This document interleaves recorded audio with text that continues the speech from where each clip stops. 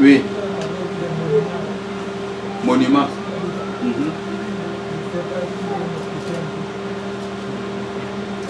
Ok. Je crois que là, si je te renvoie, tu as suivi l'enseignement sur Israël Spirituel.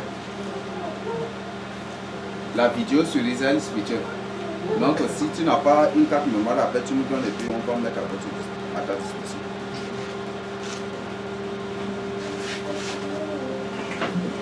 Oui. Les Européens sont arabes. Ils ont les mêmes idéologies avec les pays arabes. Et qu'est-ce qu'ils vont les donner pour que... Les blocs musulmans, les blocs islamiques vont quitter l'islam pour venir à l'éternel. C'est ce que la Bible nous dit. Donc ils ne seront pas ils ne seront plus des adorateurs de Mohammed, mais plutôt des adorateurs de l'éternel. Et c'est comme ça qu'il dit que béni soit l'éternel, le Dieu de l'Égypte, mon peuple, de l'Assyrie, l'œuvre de mes mains et d'Israël, mon héritage. C'est ce que le Seigneur a dit. Si vous lisez minutieusement Isaïe 19, vous allez trouver. Donc c'est pour dire qu'ils ne seront plus. Dès ce jour, on va voir que l'islam va disparaître. Et ça sera le règne des 1000 ans aussi qui va commencer. Ok. S'il n'y a pas d'autres questions, on va avancer. Ok. Nous allons entrer dans la partie grand 6 avec les exemples bibliques. Donc nous allons lire les textes suivants. Juge. Nous allons lire Juge le chapitre 2 et après nous allons lire Juge le chapitre 3 du verset 7 à 11 et du verset 12 à 30. Donc ce sont des longs textes, mais quand même nous allons lire pour découvrir. Donc nous allons lire pour découvrir comment les enfants d'Israël étaient égarés. Ils étaient égarés dans quoi? Dans l'idolâtrie. Dans l'idolâtrie, dans l'occultisme. On ne parlera jamais de l'idolâtrie sans toutefois parler de l'occultisme. On ne peut jamais parler de l'idolâtrie sans toutefois parler de la sorcellerie ni de la magie. Les deux sont des sœurs. Si une personne est dans l'idolâtrie, c'est une sorcière aussi. Si une personne est dans l'idolâtrie, c'est aussi une magicienne. Tous les adorateurs de Miabo sont dans la sorcellerie. Tous ceux qui adorent le Dieu soleil sont dans l'occultisme. Ils ont le pouvoir de soleil en eux. Donc nous avons beaucoup de divinités que les gens adorent. Mais tu ne peux pas adorer une divinité sans toutefois avoir son esprit ou ses pouvoirs en toi. Jamais du tout. Quand on adore Dieu, nous avons le pouvoir, la puissance de Dieu en nous. Et si tu adores d'autres dieux, ces démons que tu adores te donnent aussi leur puissance et leur pouvoir. Donc tous les idolâtres sont des grands magiciens, sont des sorciers, sont des gens qui sont dans l'occultisme. Et nous allons dire l'histoire des enfants d'Israël, comment ils étaient égarés, ils s'étaient plongés dans l'occultisme de l'idolâtrie et d'autres pratiques sataniques, d'autres pratiques démoniaques des divinités dans lesquelles ils étaient plongés. Donc nous allons lire cela pour découvrir. Mais on va lire Juge le chapitre 2. Je ne sais pas que la première personne nous lise du verset 1 au verset 12.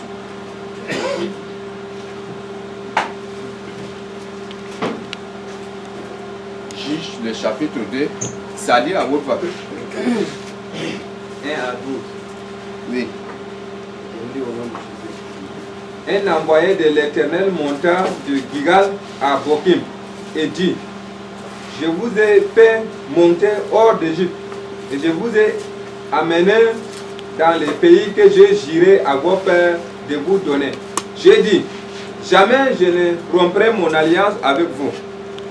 Et vous ne traiterez point l'alliance avec les habitants de ces pays. Vous renverserez leur autel. Mais vous n'avez point obéi à ma voix. Pourquoi avez-vous fait cela? J'ai dit alors: Je ne les chasserai point devant vous, mais ils seront à vos côtés.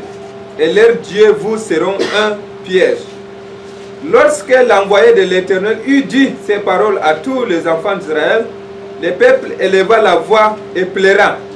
Ils donnèrent à ce lieu les noms de Bokim, et ils y offrirent les sacrifices à l'Éternel. Josué renvoya le peuple, et les enfants d'Israël allèrent chacun dans son héritage pour prendre possession du pays. Les peuples servirent l'Éternel pendant toute la vie de Josué et pendant toute la vie des anciens qui survécurent à Josué et qui avaient vu toutes les grandes choses que l'Éternel avait faites en faveur d'Israël. Josué, fils de Nun, serviteur de l'Éternel, mourut âgé de 110 ans. On l'ensevelit dans le territoire qu'il avait eu en partage, à Timat, Éré, dans la montagne d'Éphraïm, au nord de la montagne de Garsh. Toute cette génération fut recueillie auprès de ses pères, et il s'éleva après elle une autre génération qui ne connaissait point l'Éternel, ni ce qu'il avait fait en faveur d'Israël. Les enfants d'Israël furent alors ceux qui déplaient à l'Éternel, et ils servirent le Baal. Ils adorèrent l'Éternel. Ils abandonnèrent l'Éternel, les dieux de leur père, qui les avait fait sortir du pays d'Égypte. Et ils allèrent après d'autres dieux, d'entre les dieux des peuples qui les entouraient. Ils se prosternèrent devant eux, et ils irritèrent l'Éternel. Du verset 13 à 23, qui va nous lire? À votre part. Oui. Ils abandonnèrent l'Éternel, ils servirent Baal et les Astartés. La colère de l'Éternel s'enflamma contre Israël. Il les livra entre les mains des pillards qui les pillèrent, et il les vendit entre les mains de leurs ennemis alentour. Et ils ne purent plus résister à leurs ennemis. Partout où ils allaient, la main de l'Éternel était contre eux, pour leur faire du mal, comme l'Éternel l'avait dit, comme l'Éternel le leur avait juré. Ils furent ainsi dans une grande détresse. L'Éternel suscita des juges, afin qu'ils les délivrassent de la main de ceux qui les pillaient. Mais ils n'écoutèrent pas leurs juges, car ils se prostituèrent à d'autres dieux et se prosternèrent devant eux. Ils se détournèrent promptement de la voie qu'avait suivi leur père, et ils n'obéirent point comme eux au commandement de l'Éternel. Parce que l'Éternel leur suscitait des juges, l'Éternel était avec les juges, et il les délivra de la main de leurs ennemis pendant toute la vie du juge. Car l'Éternel avait pitié de leurs gémissements contre ceux qui les opprimaient et les tourmentaient. Mais à la mort du juge, ils se corrompaient de nouveau plus que leur père, en allant après d'autres dieux pour les servir et se prosterner devant eux. Et ils persévéraient dans la même conduite et le même endurcissement. Alors la colère de l'Éternel s'enflamma contre Israël et dit: puisque cette nation a transgressé mon alliance que j'avais prescrite à ses pères, et puisqu'ils n'ont point obéi à ma voix, je ne chasserai plus devant eux aucune des nations que Josué laissa quand il mourut. C'est ainsi que je mettrai par elle Israël à l'épreuve pour savoir s'ils prendront garde ou non de suivre la voie de l'Éternel comme leurs pères y ont pris garde. Et l'Éternel laissa en repos ces nations qu'il n'avait pas livrées entre les mains de Josué. Et il ne se hâta point de les chasser. Donc, première, cette partie nous explique la crise du pays et leur installation aussi. Et quand les enfants d'Israël entraient lorsqu'ils entraient dans le pays, le Seigneur a ordonné de renverser tous les autels des dieux de ces nations.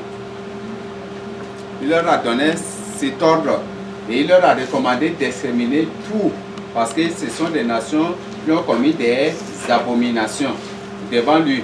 Et pour cela, vous pouvez lire Lévitique 18, Lévitique 19, Lévitique 20 et 21. Vous allez découvrir ce que le Seigneur a parlé sur eux, a dit sur eux, Canaan.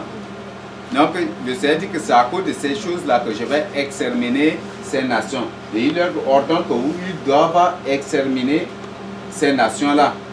Quand ils sont entrés dans le pays, ils n'ont pas exterminé les habitants. Première erreur, première faute. Deuxième, au lieu de renverser les autels, ils n'ont pas fait. Et comme ils ont pris possession du pays, avec la fatigue de leur voyage, de leur parcours, sont arrivés, ils étaient là tranquilles, ils ne se souciaient pas d'autre chose. Et le Seigneur va envoyer un envoyé pour leur dire, pour leur avertir, pour leur prévenir ces choses. Comme ils ont refusé d'exterminer ces nations, comme ils ont refusé d'abattre leurs autels, maintenant ces nations deviendront un piège pour eux. Leurs dieux seront leur piège. Et lui, même s'il tombe dans leur piège, lui ne va pas rompre son alliance avec eux.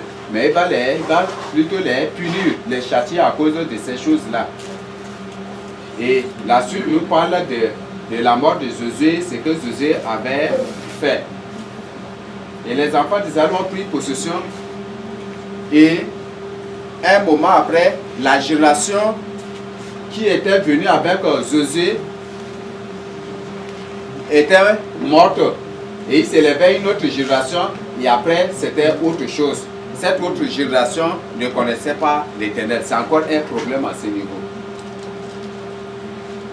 Et quand les enfants grandissaient, ils ont oublié le nom de l'Éternel. Alors ils se sont attachés au Dieu de ces nations. Ils se sont attachés au Dieu de ces nations. Et le Seigneur était en colère déjà contre eux.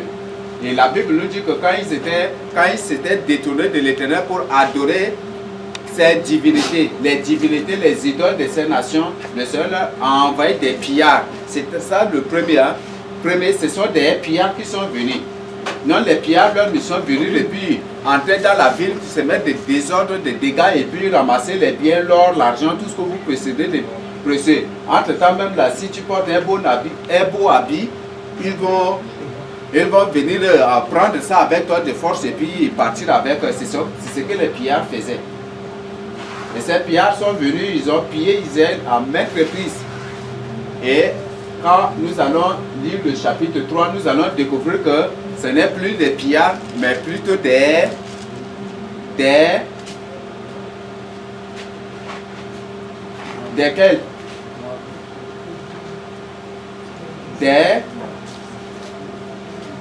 Ces gens qui sont venus pour régner sur Israël et ici se sont implantés même en Israël pour assiéger, pour dominer. C'est que l'Afrique a subi, non? Les envahisseurs, on les appelle des conquérants aussi, non? Des conquérants, des dominateurs, des gens cruels pour venir les dominer. Et il régnait sur eux à bras de fer, où les enfants d'Israël ne pouvaient pas supporter. C'est ce qui est arrivé au temps de Gédéon. Les gens sortaient pour labourer au mois de la récolte là. Les mendiants viennent avec les chevaux, avec leurs chameaux, et puis pour débasser le champ, et pour c'est eux qui font la récolte. C'est vous qui semez, mais c'est eux qui viendront pour faire la récolte. Et vous, là, vous allez vous cacher dans les cavernes, sur les montagnes. C'est ce que les enfants d'Israël avaient subi. Donc nous allons lire le chapitre 3 carrément pour voir. Donc on va découvrir là, le premier libérateur. Le premier libérateur, on va lire Juge 3 du verset 7 à 11. Qui va nous lire? Oui. Quand le Seigneur les a fait monter hors du pays d'Égypte, il leur a recommandé les ordonnances qu'il leur a prescrites. Il leur a demandé d'enseigner ces ordonnances, ces lois-là, de génération en génération à leur descendance. Pourquoi se fait-il que quand la génération de Josué était mort, l'autre génération ne connaissait point l'Éternel. C'est que cette génération même n'avait pas obéi à la voix de l'Éternel. Dès déjà dans Deutéronome 11 ou 12, le Seigneur dit que tout ce que je vous ai prescrit, vous devez apprendre ça à vos enfants. Vous devez écrire ça, copier ça sur le poteau de la maison, sur les murs, sur le poteau, pour que les enfants, en se réveillant, ils voient les lois de Dieu, en sortant, ils voient aussi, et en se couchant, ils voient tout cela, pour apprendre à craindre Dieu. Mais ils ne faisaient pas, ils n'ont pas fait cela. Ils étaient préoccupés, peut-être, moi je comprends que peut-être ils s'étaient préoccupés à construire des maisons, des trucs, et ça serait à cause de cela qu'ils ont oublié de faire cela, on ne sait pas. Oui. Parfois, lorsque Israël, l'Éternel, délègue un juge pour libérer Israël, il y a quelque temps, Israël reste dans la...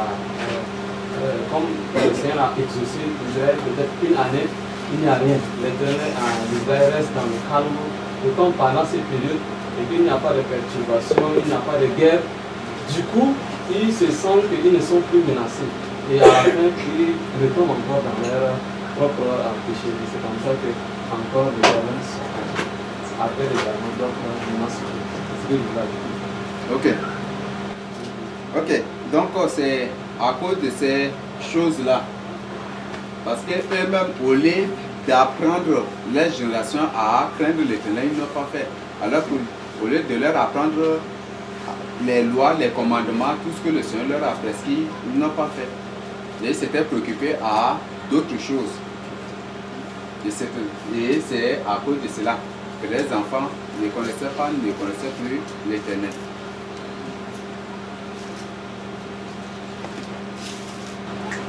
Ok. Question? Oui. Excusez-moi, par rapport à ce que vous avez dit, l'Éternel voulait que les Israélites donnent ces lois pour que les enfants allaient rêver, voir et puis apprennent à appliquer. Est-ce que vous devez donner des versets bibliques dans le champ à imprimer et Ah, tu peux le faire, non? Ça va beaucoup t'aider aussi. Même les sorciers dans leur bureau, ils affichent les versets bibliques là. Oui, tu n'as pas vu? Des grands rosicruciens bien connus, mais ils affichent l'Éternel mon secours, l'Éternel ceci, ceci. Et ils affichent, ils font ça, ils impriment ça pour coller dans leur bureau. J'ai été surpris quand un musulman avait écrit, il a imprimé cela pour afficher l'Éternel mon secours. Et toute langue qui se lèvera contre moi sera condamnée des trucs comme ça. Je riais tout cela. Ok. Je ne sais pas s'il n'y a pas d'autres questions. Ok. On va demander à une personne de nous lire Juge 3, 7 à 11 pour découvrir. Oui. Les enfants d'Israël firent ce qui déplaît à l'Éternel. Ils oublièrent l'Éternel, et ils servirent les Baals et les idoles. La colère de l'Éternel s'enflamma contre Israël, et il les vendit entre les mains de Gushon-Rishethaïm, roi de Mésopotamie.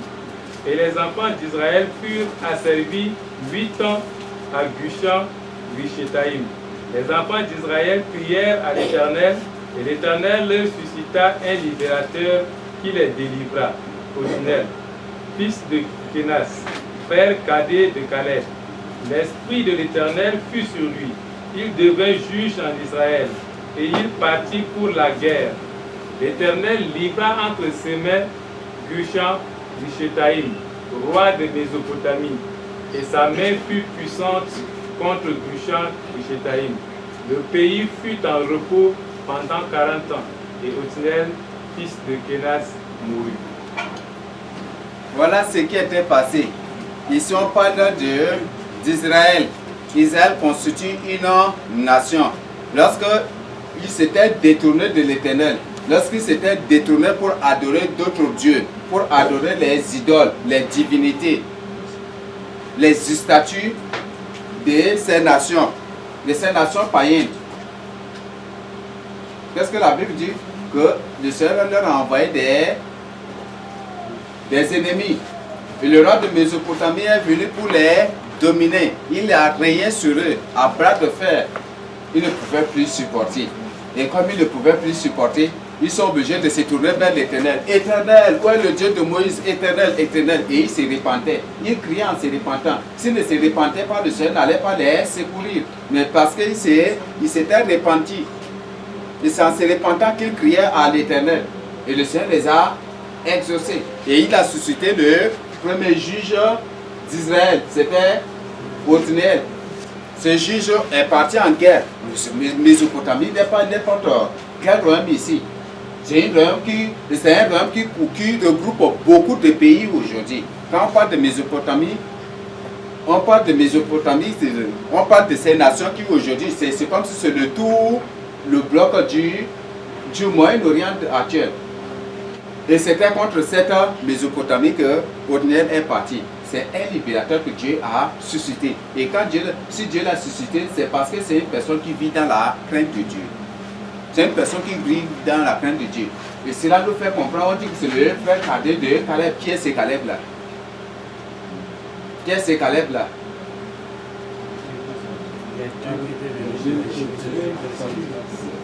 Les deux des 12 espions. Là, c'est une personne qui connaît la voix de l'Éternel. Et c'est une personne qui a vu comment Dieu a puni ceux qui avaient tenté de détourner les autres de la voix de l'Éternel.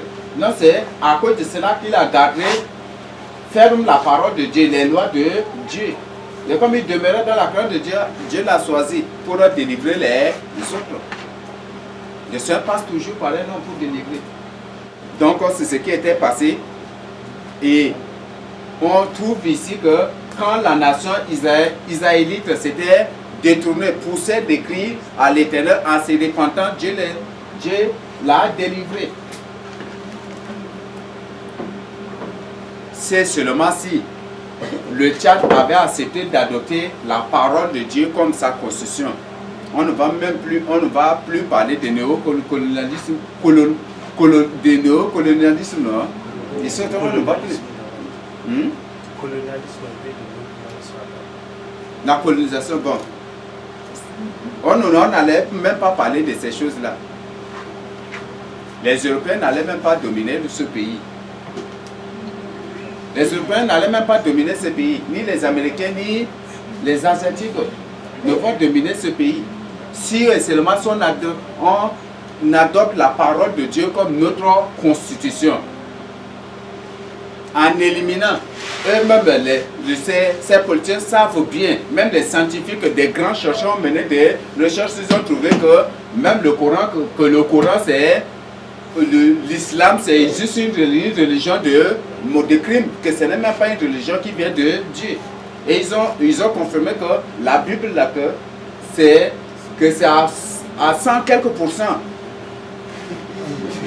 Que c'est à 100 quelques pourcents écrit par Dieu. Ce n'est pas un homme, eux-mêmes ils ont confirmé cela. Que ce n'est pas un homme qui a écrit la Bible, mais c'est plutôt Dieu lui-même qui a écrit la Bible. Ils sont partis, ils ont mené des recherches. Ils ont trouvé que même l'arrivée de l'islam comme religion de mort, tout est là dans la Bible. L'arrivée des doctrines, des grandes doctrines comme le capitalisme, le communisme, tout ça était dans la Bible. Ils ont trouvé que tout est là déjà dans la Bible. Ils disent que la Bible contient l'histoire de l'humanité, de la création à la fin et pour l'éternité aussi à venir. C'est l'Apocalypse aussi. Et ce qu'ils ont trouvé. Si on adopte la parole de Dieu en éliminant ces sectes déguisées en religion, si on les élimine pour adopter la parole de Dieu comme la constitution du pays, on ne va rien du tout subir. L'Afrique ne serait pas, ce pays précisément ne sera pas sous la domination européenne, ni américaine, ni asiatique, ni australienne. On ne sera jamais soumis à n'importe quel pays que ce soit, à un pays que ce soit, ni à un continent que ce soit. Mais parce que on a refusé. Et ce sont les dieux, les divinités de ces nations d'abord qu'on officialise même ici aussi au pays.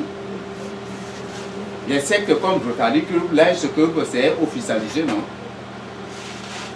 officiellement, les gens leur ont accordé des autorisations de fonctionnement. La Rose-Croix aussi. J'ai été surpris qu'un juge m'a dit que voilà, que même la Rose-Croix a été reconnue officiellement comme une religion. Et pourquoi quand on... Oui, la franc-maçonnerie, une religion, a été reconnue officiellement comme une religion aussi. Si on élimine ces sectes pour adopter la parole de Dieu, on sera sauvé. Ces choses-là, ces sectes, toutes ces choses nous attirent plutôt la colère de Dieu. Dieu a dit qu'il est un Dieu jaloux. Si on adore d'autres dieux, il ne va jamais du tout supporter, Si par exemple, je prends la femme de Dieu, je vais dire le Dieu, c'est quelque part, et puis je prends sa femme, je reste, et puis je la caresse, je vais, est-ce qu'il va accepter? Hein? Est-ce que Dieu le dit, tu vas accepter?